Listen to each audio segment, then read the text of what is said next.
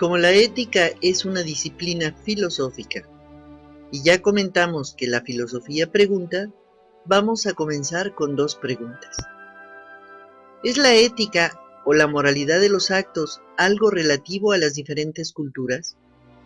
¿O es algo universalmente bueno para todos en todo tiempo y lugar? En la historia de la filosofía básicamente hay dos grandes paradigmas éticos de los que se desprenden algunas variaciones. El primero es el de las éticas teleológicas o materiales que corresponden al realismo moderado. Telos en griego significa meta, objetivo o fin. Aristóteles, el primer realista moderado de la historia, en la primera línea de la Ética Nicomaquea, afirma que todos nuestros actos tienen siempre como objetivo algún bien que deseamos conseguir. Y comienza el siguiente capítulo diciendo que el bien supremo que buscamos los seres humanos es la felicidad. Y aquí ya nos metimos en problemas, porque vamos a tener que llegar a algún acuerdo acerca de lo que entendemos por felicidad.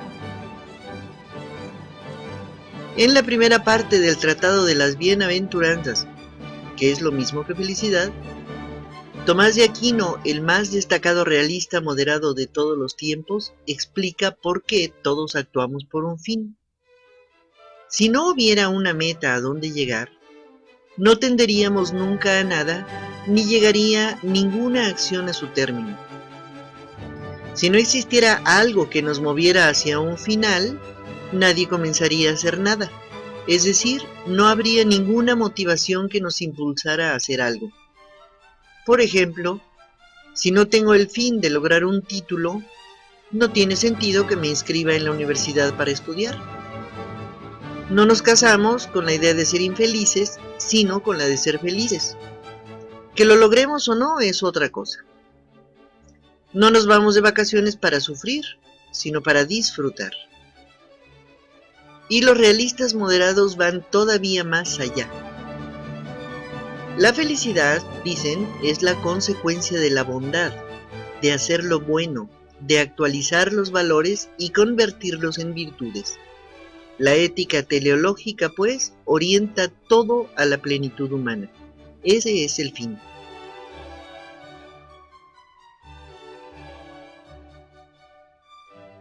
El segundo paradigma ético corresponde a la corriente filosófica llamada racionalismo.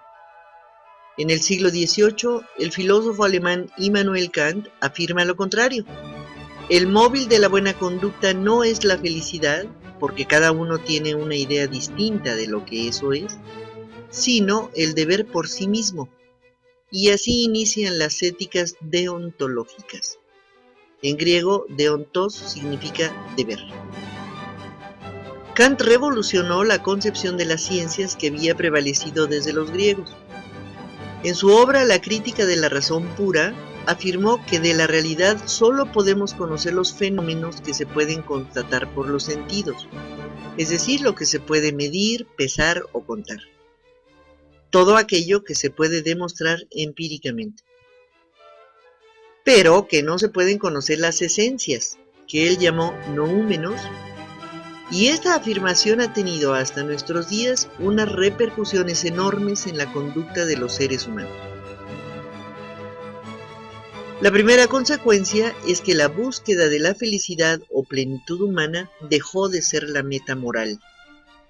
Por lo tanto, no es suficiente causa para observar una buena conducta. Hay que hacer, dice Kant, lo que debemos hacer sin esperar recompensa, ni siquiera la íntima satisfacción de haber hecho algo bueno. Hay que actuar bien, porque eso es lo que manda la ley. ¿Y qué quiere decir Kant con esto? En el segundo capítulo de la Metafísica de las Costumbres, afirma que hay dos clases de leyes y ambas nos dicen cómo debemos comportarnos. Unas tienen su fundamento en algo exterior al propio sujeto, como la autoridad religiosa o el Estado, y esas leyes son heterónomas. Hay que cumplirlas, claro, pero no son las más importantes porque vienen de afuera. La auténtica ley moral, dice Kant, debe ser autónoma, es decir, Su fundamento está en la voluntad y en la libertad del sujeto y debe brotar de adentro, de su propia razón. Los imperativos categóricos son como mandamientos que la razón toma de sí misma. Parece que Kant supone que todos nacemos sabiendo lo que es la libertad y cómo se maneja la voluntad, pero si así fuera, la ética no sería necesaria. La segunda consecuencia se refiere a la clasificación de las ciencias.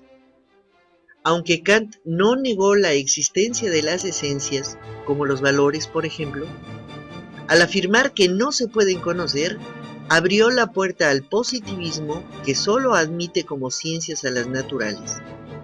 Y si la ética deja de ser una ciencia, no hay razón para que tenga un lugar en la academia. La tercera consecuencia es que la ética, al dejar de ser cuestión científica, no puede apoyarse en principios universales y se reduce al ámbito subjetivo de las personas. Esto ha tenido secuelas muy importantes. En primer lugar, la ética deja de ser una cuestión social para ser únicamente particular, como si viviéramos solos y aislados, y así se separaron las concepciones de lo ético y de lo moral. Desde Kant, lo moral se refiere únicamente a los actos cotidianos basados en las costumbres, y a la ética se le concibe como la reflexión filosófica acerca de esos actos, como si fueran dos cosas no solo separadas, sino distintas. Pero como no todos estudiamos filosofía, y ahora tiene un lugar tan poco importante dentro de las currículas, la ética, si bien nos va, se estudia a fuerza, como si fuera una materia de relleno y no como la ciencia que es, la que nos enseña cómo ser buenos y felices. Obviamente, muy pocos privilegiados podemos conocer sus contenidos. Si ya con esto tenemos suficientes problemas, hay que añadir las malas interpretaciones sobre la filosofía kantiana, porque a todo mundo le ha resultado muy conveniente esto de que los principios morales sean la libertad y la voluntad del sujeto y no la sindéresis que universalmente ordena hacer el bien independientemente de si nos gusta o no. El resultado no se deja esperar y ha sido muy dramático para la humanidad. Cada día nos aferramos más a la idea de que lo bueno es aquello que cada uno prefiere o lo que un grupo dice que lo es, y se confunde lo que es objetivamente bueno con lo que es subjetivamente conveniente y lo ético con lo estadístico. Es decir, la moral se ha relativizado hasta el grado en que actualmente nos encontramos con las consecuencias trágicas que vivimos cada día. Lo paradójico, y por esto me refería a las malas interpretaciones, es que las concepciones éticas que resultan de las deontológicas tienen su fundamento en algo externo, en el reconocimiento, en la comunidad, en la tradición, etc. La idea es que al final de esta serie de audiovisuales podamos contestar las preguntas con las que iniciamos esta segunda parte de nuestra introducción.